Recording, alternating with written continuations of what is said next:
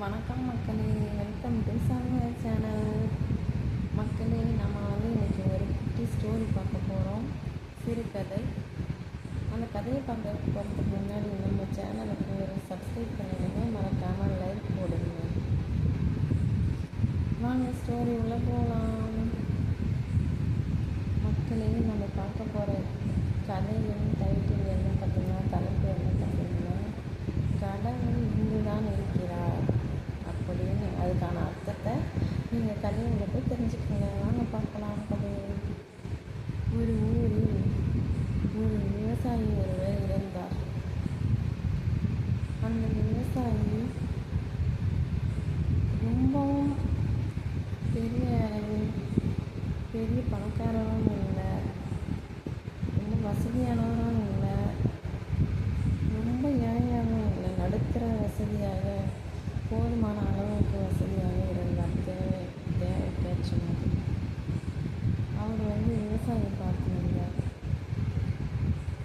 அந்த ஊரில் உள்ளவர்கள் எல்லாம் யாருக்காவது ஏதாவது பணமோ பொருளோ தேவை என்றால் இவரிடம் கேட்பார்கள்.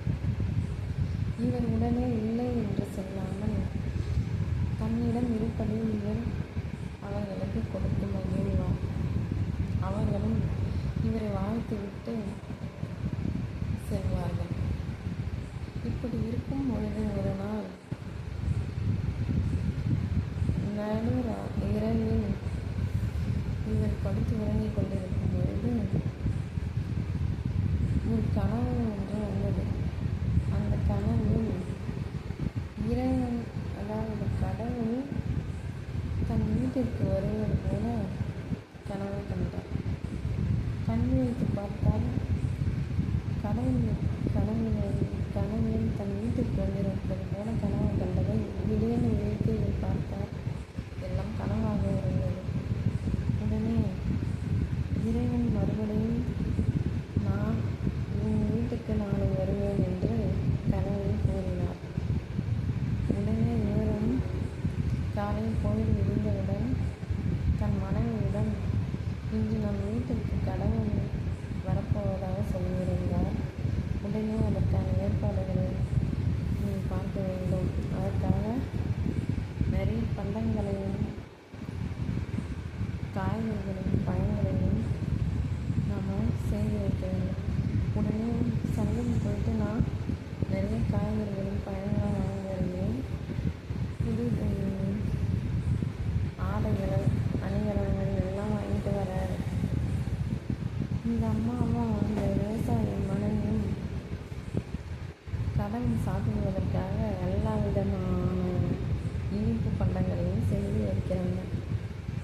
அப்போது எல்லாவற்றையும் செய்து வைத்த பிறகு கடவுள் வருவாரும் வாசப்படியிலே பார்த்து கொண்டிருக்கிறார் அந்த விவசாயி. அப்பொழுது அந்த வழியே வந்த ஒரு பிச்சைக்காரன் ஒருவர் அந்த விவசாயியிடம், ஐயா, நான் சாப்பிட்டு 2 நாட்கள் ஆகிவிட்டது, எனக்கு கொஞ்சம் சாப்பாடு இருந்தால் கொடுங்கள் அப்படின்னு கேட்குறேன். உடனே அவரும் அவர் மனைவியை பார்த்து, கொஞ்சம் சாப்பாடு இருந்தால் எடுத்துட்டு வா அப்படின்னு சொல்லி, உடனே இந்த விவசாயியின் மனைவி, நாம் கடவுளுக்கு அல்லவா இதை செய்து வைத்திருக்கிறோம், இதை அந்த பிச்சைக்காரனிடம் எப்படி கொடுப்பது என்று, அதெல்லாம் கடவுள் நம்மளை எதுவும் கூற மாட்டார், நாம் இவருக்கு கொடுக்கலாம் அப்படின்னு சொல்லிட்டு கொடுக்குறாங்க. அவருக்கும் சாப்பாடு போடுறாங்க. அவரும் வயிறார சாப்பிட்டு விட்டு நல்லா இருக்கீங்க என்று சொல்லிவிட்டு கிளம்பி விட்டார். உடனே மறுபடியும் வாசப்படியை பார்த்து கொண்டு இருந்த அந்த விவசாயி, கடவுள் வருவாரா என்று. அப்போதும் கடவுள் வரவில்லை. மறுபடியும் ஒரு அம்மா ஒரு குழந்தையும்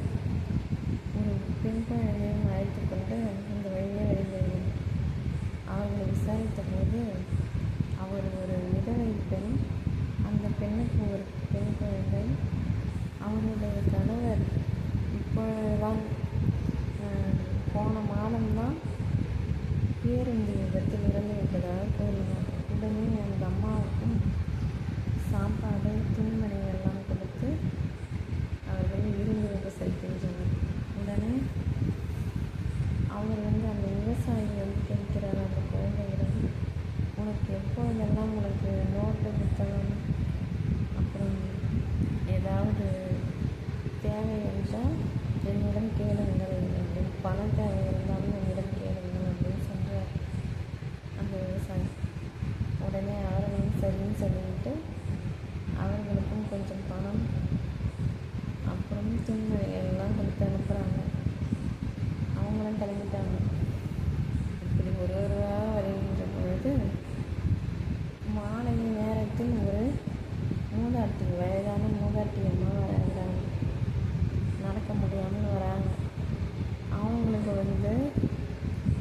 அவங்களுக்கும் சாப்பாடு போட்டு இவங்க கவனித்து அவங்கள வழி அனுப்பி வைக்கிறாங்க. இப்படி ஒரு 3 பேரும் வந்தாங்க. அவங்களுக்கு எல்லா சாப்பாடையும் போட்டு பரிமாறி நினைச்சாங்க அனுப்புகிறாங்க. அப்பொழுதும் இறைவன் வரவில்லை. வாசப்படியை பார்த்தவாறு இந்த விவசாயி அமர்ந்து கொண்டிருக்கிறார்.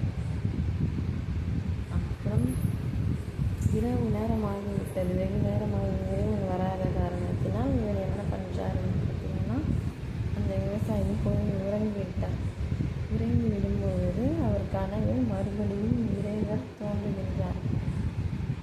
இறைவன் தோன்றி இந்த விவசாயி கேட்கிறார், கடவுளே, நீங்கள் வருவீங்கன்னு சொன்னீங்க, ஆனால் இன்னைக்கு ஃபுல்லாகவும் நான் பார்த்தேன், ஆனால் நீங்கள் வரவே இல்லை,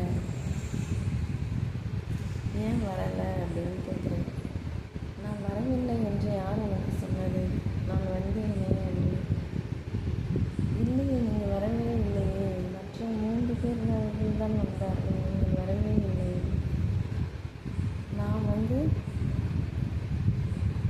உன்னுடைய ரூபத்தில் தான் இறைவனை கண்டேன். நீ அவங்களுக்கு எவ்வளோ உதவி செய்தாய், உன்னுடைய ரூபத்தில் தான் நான் வந்தேன் அப்படின்னு சொல்கிறார் இறைவன்.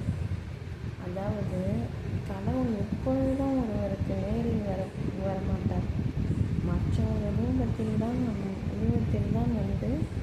மற்றவர்களுக்கு உதவி செய்வாரே தவிர கடவுள் எப்பொழுதும் நேரில் வரமாட்டார். இந்த கதையின் மூலம் உங்களுக்கு யார் ஒருவர் இல்லாதவர்களுக்கு உதவி செய்கிறார்களோ அவர்களுடைய உருவத்தில் தான் கடவுளை காணலாம். அவர்கள் தான் கடவுள். இல்லாதவர்களுக்கு உதவி செய்கிறார்கள். அப்பொழுது கடவுள் வருவார் அவன் மனித ரூபத்தில். அதற்கப்புறம் மற்றவர்களுக்கு என்ன உதவி வேண்டுமோ, என்ன பிரச்சனை இருந்தாலும் உதவுபவர்களுக்கு அந்த உருவத்திலும் கடவுள் வருவார். தவிர கடவுளை எப்போதும் நேரி வரமாட்டார். மனித உருவத்தில் தான் கடவுளை காண முடியும் அப்படின்னு சொல்லிவிட்டு அவர் மறைந்து விட்டார் அந்த கடவுள். அதுக்கப்புறம் இந்த கதை முடிந்தது. நீங்கள் இந்த கதையை பற்றி என்ன நினைக்கிறீங்கன்னா, கடவுள் நம்ம யாருமே எப்பவுமே ஏமாற்றினார். கடவுள்னால் எப்போதும் நம்ம கண்ணால் காண முடியாது. இது போன்றவர்களுடைய உருவத்தில் தான் நம்ம காணலாம். ஒருவருக்கு நாம் சென்று செய்யும் அந்த உதவியின் மூலம் நம்ம உருவத்திலே கடவுளை அவர்கள் பார்ப்பார்கள். நம்மளுக்கு யார் மற்றவங்க உதவி செய்கிறார்களோ நாம் அவர்களை கடவுளாக நினைக்கலாம்.